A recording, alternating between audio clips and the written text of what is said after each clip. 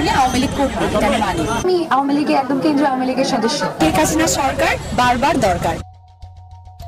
Dhallywood queen Pori Moni আর অপু বিশ্বাস, এবার কি তাহলে তাদের মধ্যে বাকযুদ্ধ লাগলো? যেন একরকম গরম তেলে পানি ঢাললেন আর তাতে জল জল করে ফুটে উঠলো পানি। কি অবাক হচ্ছেন? পরিজন এবার তাই করলেন। সামাজিক যোগাযোগ মাধ্যমে পরি লিখেছেন, আগে ছিল 6 মাস হিন্দু আর 6 মাস মুসলিম, এখন 6 মাস আওয়ামী লীগ, 6 মাস বিএনপি। পল্টিবাজ সুবিধাবাদী কারে বলে দিদি কিন্তু দেখিয়ে দিলেন। বাপরে বাপ, কি জিনিস এটা!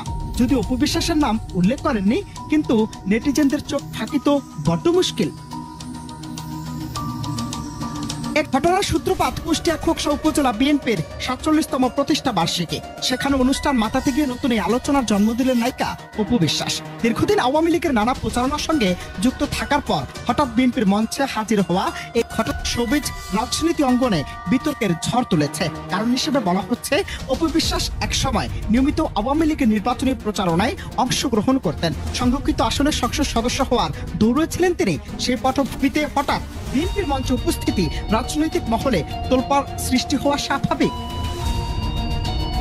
শোবিজ মহলে এই বিষয়টি নিয়ে নতুন বিতর্কের সূত্রপাত করেছে। কেউ বলছেন, অভিনেত্রীদের রাজনৈতিক দিক পরিবর্তন সামাজিক প্রভাব ও ফ্যানদের মনোভাবে প্রতিফলিত হয়। আবার কেউ মনে করছেন এটি ব্যক্তিগত সিদ্ধান্তের বিষয় এবং প্রত্যেকের রাজনৈতিক স্বাধীনতা আছে। বর্তমানে এই ঘটনায় সামাজিক যোগাযোগ মাধ্যমে উভয় দলের সমর্থক ও ফ্যানদের মধ্যে সরগরম আলোচনা চলছে, যদিও এ নিয়ে এখনো আনুষ্ঠানিক কোনো মন্তব্য করেননি অপু বিশ্বাস।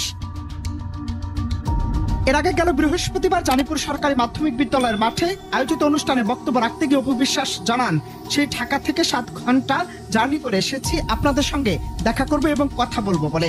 আমি শিল্পী, এটাই আমার পরিচয়। এই পরিচয় দর্শকদের ভালোবাসা পেয়েছে, এজন্য আপনাদের কাছাকাছি আসি। জানতে পেরেছি আপনারা সেই দুপুর 12টা থেকে গরমের মধ্যে বসে আছেন। এটা আসলে ভালোবাসার বহিঃপ্রকাশ। সেই ঢাকা থেকে 7 ঘন্টা জার্নি করে এসেছি শুধুমাত্র আপনাদের সাথে কথা বলবো, আপনাদেরকে দেখবো। এতদিন কাজ করেছি, আগামীতে কাজ করব, কারণ আমি শিল্পী। আমার পরিচয় আমি শিল্পী। সেই শিল্পীর পরিচয় দর্শকদের কাছাকাছি আসা, দর্শকদের ভালোবাসা পাওয়া। ধন্যবাদ জানাবো। আমি শুনলাম আপনারা ঠিক 12টা থেকে এখনো পর্যন্ত বসে আছেন। বাইরে প্রচন্ড গরম, তার মাঝেও বসে আছেন। এটা আসলে ভালোবাসার বহিঃপ্রকাশ ছাড়া কিছুই না। অনন্ত হাসান মাসুদ, বাংলা টিভি।